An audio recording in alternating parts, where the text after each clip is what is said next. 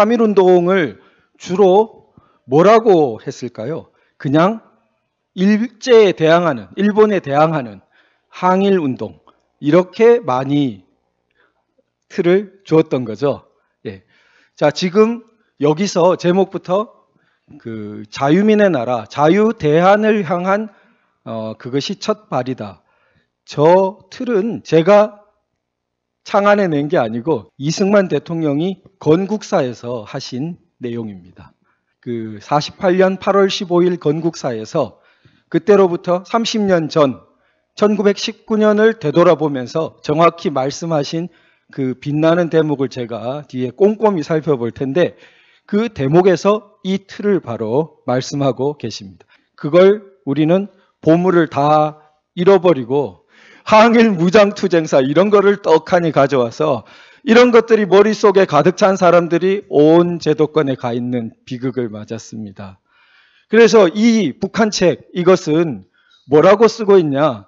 3.1운동은 서양 제국주의가 일제를 도와서 우리 민중이 실패한 거다. 자유민주주의는 어쨌든 형식적인 기원이 서양으로부터 왔죠. 근데 여기는 노골적으로 자유민주주의 하는 나라들을 그냥 단순하게 제국주의 서양 나라라고 틀을 잡고 있죠.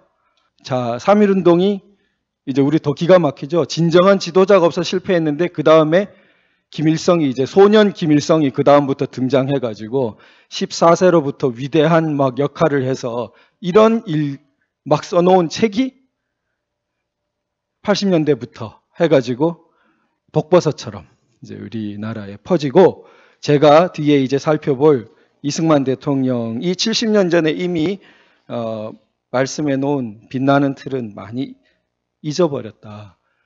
3.1절을 100주년 기념하는 것은 좋은데 어떤 의미의 3.1절인가? 그게 이제 오늘 이 주제죠. 일본에 대항한 그런 부분을 주력으로 보면 그 앞이 동학으로 주로 연결됩니다. 동학 중에서도 그 평화적인 동학 종교운동 이쪽이 아니고 죽창 들고 나섰던 동학 전쟁이라고 하는 그 봉기 그 부분.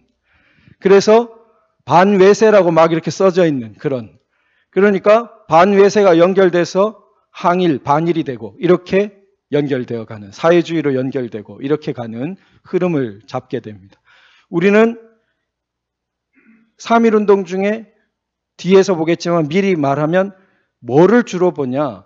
그것이 외국에 의한 다른 이민족에 의한 통치기도 했지만 다른 이민족이 굉장히 자유민주주의적으로 이 나라를 다스렸으면 그러면 다른 문제죠.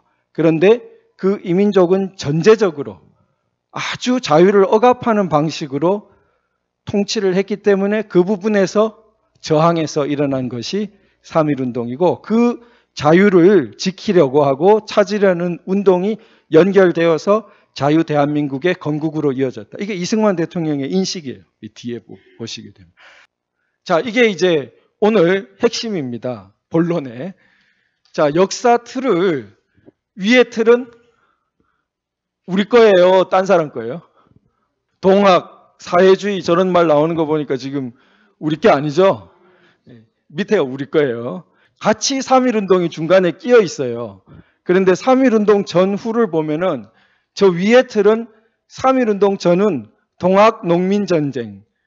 그래서 반외세 농민전쟁을 했다가 항일 3.1운동을 했다가 저 맥을 이어받은 게 사회주의, 항일 무장투쟁 이런 거고 그 계열에서 보면 대한민국 정부 수립은 분단 정부 수립이고 조국 해방 전쟁이 정당하고 그렇게 다 못해가지고 친일 독재 적폐 냉전 세력이 아직도 잔존하고 있고 그 세력을 타도해야 된다. 그렇게 추구하는 사람들은 항일 민주 진보 평화 세력이다. 이런 구도를 갖게 되는 겁니다.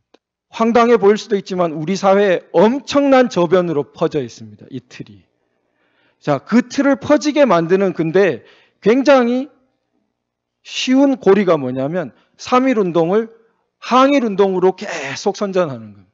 그리고 제암리 학살 같은 거를 일본인을 악마로, 종족주의적인 악마로 만들어내는 것입니다.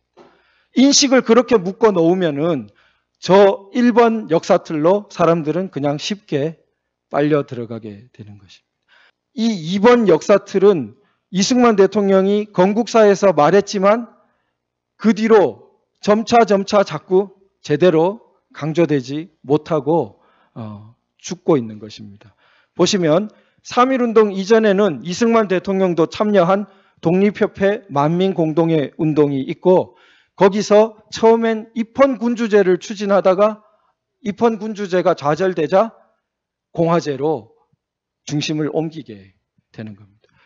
그런 운동이 있었기 때문에 3.1운동 후에 왕정으로 복구하자거나 이런 게 일체 없이 거의 사람들이 다 합의적으로 민국을 세우는 쪽으로 가게 된 것입니다. 그렇다면 그런 배경은 기독교의 영향이 굉장히 컸기 때문에 기독교 민족주의 운동을 중심으로 일제 시기를 볼 수밖에 없게 봅니다. 그렇게 되면 기독교 민족주의와 자유민주주의를 한 몸에 가진 이승만 대통령에 의한 대한민국 건국이 굉장히 자연스럽고 그걸 지키려고 6.25에서 싸우게 됩니다. 그래서 지켜내고 마침내 낮은 단계의 좀 제한된 법치와 민주주의를 거쳐서 1987년 높은 단계의 법치와 민주주의로 전진하게 되고 남은 단계는 저 뒤떨어진 북쪽을 이 수준에 맞게 그래서 그 북쪽의 잔악한 반인도 범죄를 제대로 심판대에 세우는 자유통일의 날을 바라보게 되는 이게 우리가 머릿속에 분명히 가지고 있어야 되는 제가 반복적으로 기회될 때마다 말씀드리는 틀입니다.